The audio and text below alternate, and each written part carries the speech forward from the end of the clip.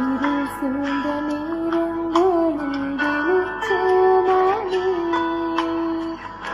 மரணத்தின் பள்ளத்தாக்கில் ஜீவனானி, மனிதன் வாழ்க்கையை மீண்டும் பிறக்கிறேன், தோல்வியின் நாட்களை ஜெயமாய் மாற்றினேன், மனிதன் வாழ்க்கையை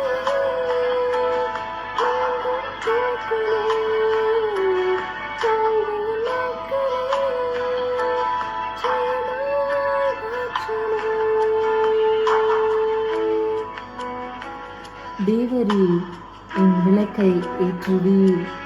இந்த வார்த்தையின்படி கர்த்தர் நம் இருளான காரியங்கள் எல்லாவற்றிலும் இருந்து நம்மை விடுவித்து வெளிச்சத்தின் பிள்ளைகளாக அவரே வெளிச்சமாயிருந்து நம்மை வழி நடத்துவாராக.